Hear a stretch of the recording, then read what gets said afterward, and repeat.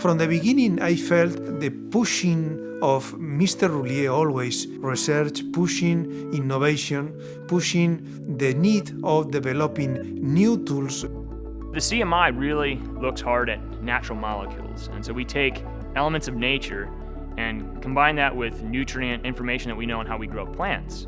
And the end goal is to be efficient with those nutrients.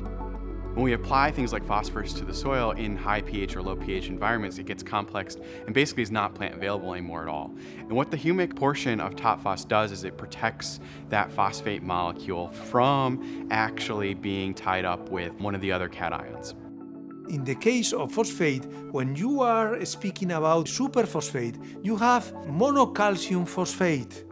That is a specific molecule, but in our case, this monocalcium phosphate is complex but humics. When you have the humics, you have some specific functional groups. In general, we are talking about principally carboxylic groups react with the metal, in the case of our product, calcium humate. So we have a new molecule because this monocalcium phosphate is forming a specific complex and a new molecule. And this new molecule, what is working in the soil. This means that the plant itself has a better opportunity and it can uptake that phosphorus much more efficiently, and allows us to use it even in some cases at lower rates under some environmental conditions. Only 40% of the units of phosphorus that are applied on the soil are taken up by plants. So you have something that increases this efficiency up to 80%, for instance, as in the case of TOP-PHOS. TOP-PHOS is produced in a two-step process. First, we treat phosphate from a phosphate mine with acid and a humic acid combination.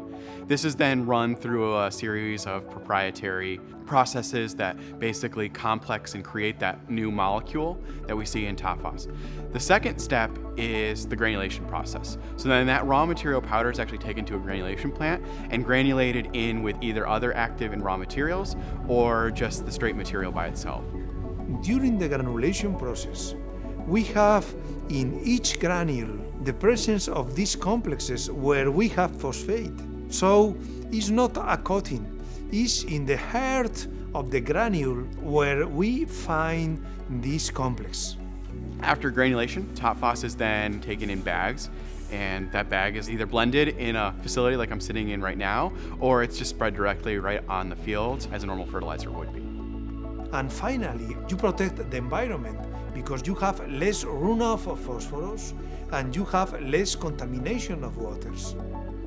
When we look at the population of the world, we're trying to increase our food production, but do it in an environmentally sustainable way. And that means that the nutrients we apply have to get to the end result, which is the final product, whether that's grain or tree fruit. That's the end goal.